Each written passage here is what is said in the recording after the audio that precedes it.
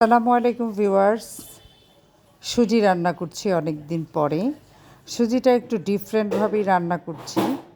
এই সুজিটা আমি করছি খাঁটি খেজুরের গুড় দিয়ে, যেটা আমরা গ্রাম থেকে একদম কুষ্টিয়া থেকে নিয়ে এসেছি। খুবই ফ্রেশ একটা সুজি, সুজি না গুড় আর কি।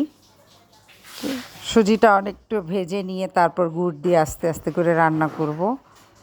আসলে এই রান্না করতে করতে অনেক কিছুই মনে পড়ছে যে কাজ করছি একটা আশায়, তাই না? মানুষ যে কোনো কষ্ট করে সুখের জন্য, যে কোনো মানে খুবই অম্ল পরিবেশে হেঁটে যায় মধুর কিছু পাওয়ার জন্য।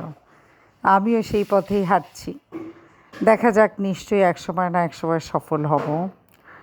আর এই ফেসবুক প্ল্যাটফর্মে আসলে কাজ করতে হলে আমি দেখেছি যে ছোটদেরকে অনেক অনেক গুরুত্ব দিতে হয়, কারণ ছোট থেকেই সবাই বড় হয়।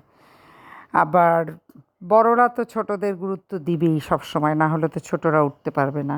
সবাই সবার দিকে সহযোগিতার হাত বাড়িয়ে দিবে, তাহলে কিন্তু সবাই এখানে কাজ করতে পারবে। আর সবচেয়ে বড় যেটা, আর্নিংও করতে পারবে। কারণ আমরা দেখেছি যে সবসময় আমাদের হাতে মোবাইলটা থাকেই। তো মোবাইলটা যদি হাতে থাকে তাহলে এটা দিয়েই যদি কিছু করা যায় তাহলে সেটাই তো ভালো। হালাল পথে যেভাবেই হোক ইনকামটা হলে তো আমার জন্যই ভালো। কিন্তু এই প্ল্যাটফর্মে কাজ করতে গেলে আসলে অনেক সময় দিতে হয়, যেটা একটা চাকরির মতোই, যে প্রচুর সময় দিতে হয়। আপনি যত সময় দিবেন আপনি তত সফল হবেন। সময় দিবেন না, আপনি হতে পারবেন না। একটা কথা আছে না, এক লাফে যেমন গাছের আগায় ওঠা যায় না, ঠিক তেমনি সবাই ভাবে এটা তো খুব মজার একটা জায়গা, বিভিন্ন ভিডিও দেখবা, কমেন্টস করবা, লাভ লাইক রিয়্যাক্ট দিবা। আসলে এটা হয় না। আমি কিন্তু এখন গুড়টা দিয়ে দিলাম ভিউয়ার্স। তো এটা কিন্তু হয় না আসলে, কারণ একটা উল্টোপাল্টা কমেন্টস করলেই হবে না। আপনাকে দেখে ভালোভাবে ভিডিওটা দেখে বুঝে সুন্দর একটি গঠনমূলক কমেন্টস করতে হবে। তাহলেই দেখবেন যে আপনি যার কমেন্টসটা করেছেন তার কাছ থেকে আপনি সাড়া পাবেন, আশানুরূপ সাড়া পাবেন। এটাই হলো কথা। যাই হোক, আজকে দেখেন আমার কালারটা কি সুন্দর হয়েছে, সুজির কালারটা। সুজিটা অবশ্যই প্রথমে দারচিনি এলাচ দিয়ে ভালো ঘি দিয়ে ভেজে নিতে হবে। তারপরে আমি এই যে গুড়টা দিয়ে দিয়েছি। সুজিটা অনেক টেস্টি হয়েছে, কারণ আমি ফার্স্ট খেজুরের গুড় দিয়ে সুজি রান্না করলাম। আমি কাউকে দেখেছি বলেও মনে পড়ে না। আসলে আমরা যারা রান্না করি, রান্না করতে করতে আমরা অনেক কিছু আবিষ্কার করে ফেলি, ডিফারেন্ট ডিফারেন্ট আইটেম। আমার মনে হয় এটা অনেক আগে আরও অনেকেই রান্না করেছেন, কিন্তু আমি ফার্স্ট রান্না করছি। এই জন্য আমার কাছে একটু অন্যরকম লাগছে, এবং সত্যি আমার কাছে একটি একটি নতুন রেসিপি। যা বলছিলাম যে আসলে আমরা সবাই এখানে কাজ করতে এসেছি, সবাই সবাইকে সাপোর্ট করব, তাহলে আমরা এগিয়ে যাব। আর মেয়েটা দেখতে পাচ্ছে সব কিছুই, যে আমরা কে কী করছি, কে কী নিয়তে আছি। আসলে এখন ডিজিটাল যুগ, মনে হয় কি যে আমার মনের কথাটাও মেয়েটা বুঝে ফেলে মাঝে মাঝে। বুঝতাম না, পরে যখন এটা নিয়ে একটু স্টাডি করেছি, বিশেষ করে বাচ্চাদের সাথে কথা বলেছি, ওরা বলেছে যে ওরা বুঝতে পারে তোমাদের কথা, যে তুমি কখন কি দেখো, কি লিখছো, কীভাবে কী। ওরা তো পুরা তোমার মনটাকে ওরা একেবারে রিড করে ফেলে।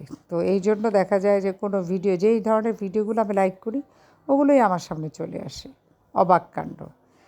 আসলে এরকমই ডিজিটাল যুগ। যাই হোক, সবার জন্য অনেক অনেক শুভকামনা থাকবে। সবাই আমার মতো এই ধরনের এই রেসিপিটা ট্রাই করবেন। আমার মনে হয় অনেকে করেছেন এটা।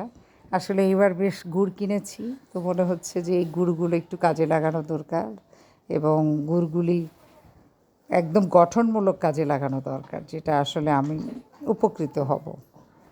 তো এইভাবেই আমি গুড়টা দিয়ে খেজুরের গুড়ের সুজি রান্না করলাম। দেখেন কি সুন্দর হয়েছে কালারটা, একেবারে হালুয়ার মতো হয়ে গিয়েছে, ছোলার ডালের হালুয়া। কিন্তু ছোলার ডালের হালুয়ায় অবশ্য খেজুরের গুড় দিলে কেমন লাগবে জানি না। এইভাবে আর কি রান্না করছি। এটা অবশ্য আপনারা যদি কেউ বরফি পছন্দ করেন, শবে বরাত যেহেতু, আমার মাকে দেখতাম যে সুজির বরফি করতো। কীভাবে? মা অনেক দুধ দিত, দুধ দিয়ে সাদা একেবারে কি সুন্দর সুজির বরফি মনে পড়ে। তারপরে নারকেলের বরফি করতো।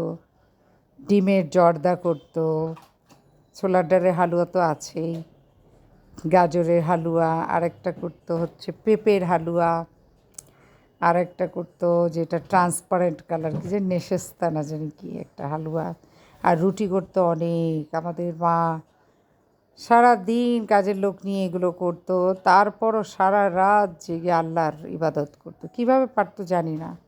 আর আমরা এখন কি করি, এত শর্টকাট আমাদের লাইফ, যত দ্রুত পারি রান্নাটা করে ফেলি, একটা দুইটা আইটেম। আর আমাদের মাদের সময় 5-10টা করে আইটেম থাকতো, সারাদিন তারা রান্নাঘরেই কাটাতো।